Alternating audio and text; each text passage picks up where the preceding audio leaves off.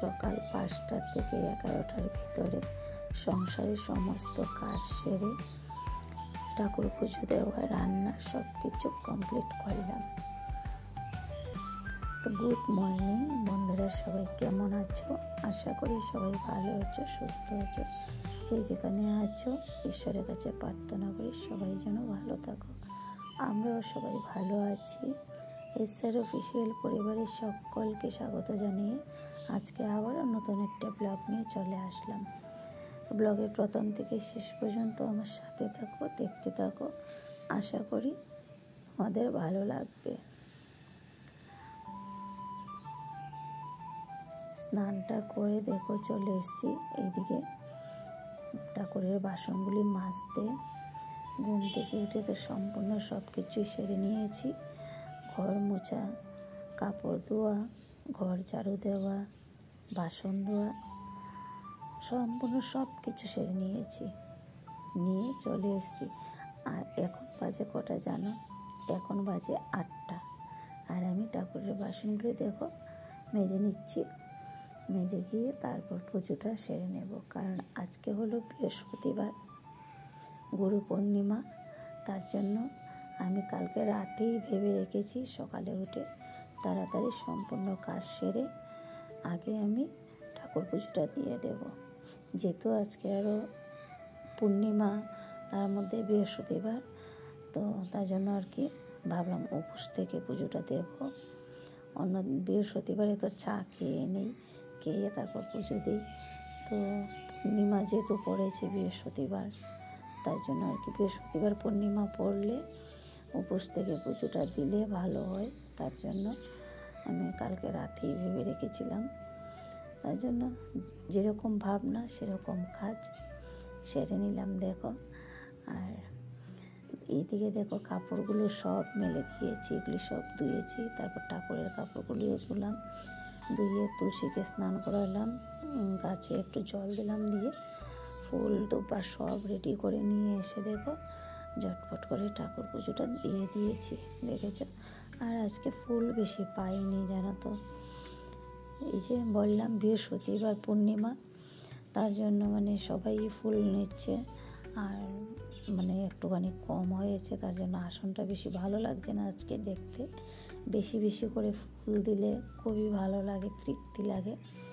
তো কী আর করবো, সব কিছুই তো কিনে এনে দিতে হয়। পুজো যেরকম পেয়েছি সেরকমই দিলাম, আর কি করা যায়। যাই হোক, তারপর দেখো এখন এসে চা বানালাম।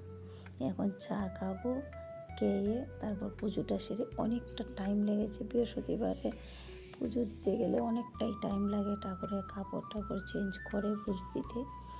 যাই হোক, এসে তারপর একটুখানি চা খেয়ে নিলাম, নিয়ে দেখো বসে পড়েছি। এইদিকে আমি মোচাটা খুলে নিচ্ছি, আর নিয়ে রান্নাটা সেরে নেব তাড়াতাড়ি করে।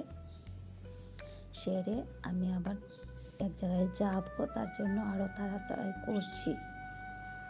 তো রান্নাটা যদি তাড়াতাড়ি কমপ্লিট করে নিতে পারি তাহলে তাড়াতাড়ি বেরিয়ে পড়ব।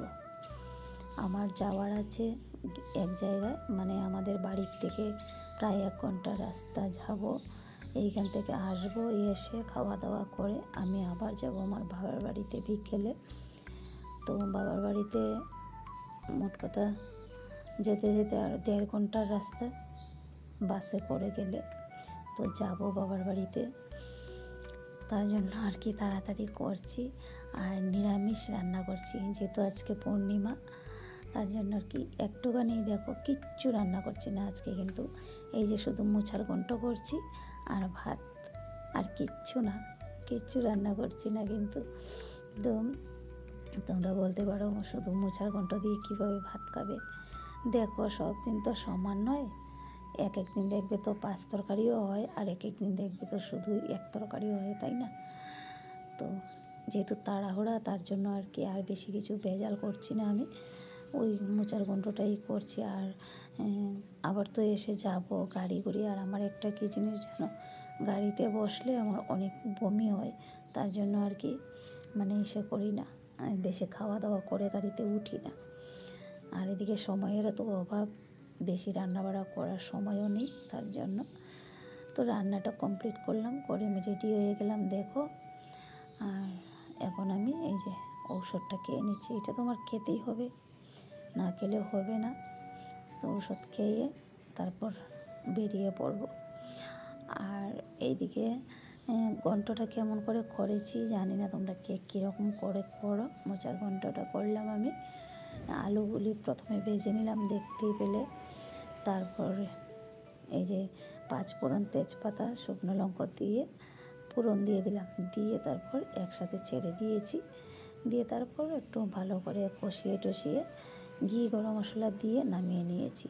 আমি এইভাবেই মোচার ঘন্ট করি।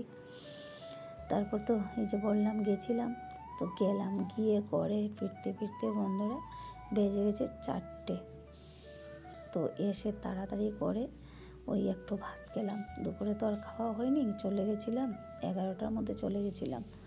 তারপরে এসে তারপর 4টের সময় ঘরে এসেছি, এসে তারপর খাওয়া দাওয়া করলাম। কাপড় চোপড় ছিল ছাদে, এগুলি সব নিয়ে এসেছি, এসে ভাঁজ করে রেখে দিয়েছি। দিয়ে তারপর দেখো এখানে আমি যে রান্নাবাড়া করেছিলাম, বাসনপত্র বেরিয়েছিল। তারপরে এখন আবার খাওয়া দাওয়া করলাম। সব বাসনগুলি মেজে ধুয়ে নিচ্ছি, নিয়ে সব গ্যাস ওভেন টোভেন সব কিছু মুছে পরিষ্কার করে রেখে তারপর আমি বেরিয়ে পড়ব। তো বাবার বাড়িতে যাব, খুব আনন্দ লাগছে, কিন্তু যাচ্ছি একটা দরকারে। কোনো এখন যাওয়ার কথা ছিল না, দরকারেই যাচ্ছি আর কি। তো মনে তো একটা আনন্দ লাগেই বাবার বাড়িতে গেলে, তাই না? তো দেখো এখন বাজে 5:30, দেখেছো? তো এখন বেরিয়ে পড়বো আমি, দেখেছো? দেখতে দেখতে 5:30 বেজে গেছে। এখন বেরিয়ে তারপর যাবো, যেতে যেতে মোট কথা 7টা 7:30 বাজবে। আর এইদিকে দেখো সম্পূর্ণ সব কিছু রান্নাঘরের জিনিস এনে ঘরের ভিতরে রাখলাম, নয়তো ইঁদুর কেটে সব কিছু শেষ করে দেবে।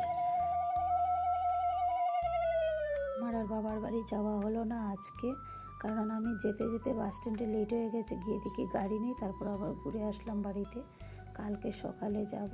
তো ব্লগটা এখানে শেষ করছি বন্ধুরা, আর বেশি বড় করছি না। ভালো লাগলে অবশ্যই লাইক কমেন্ট শেয়ার করে দিও। আবার দেখা হবে নতুন একটা ব্লগের সাথে। টাটা।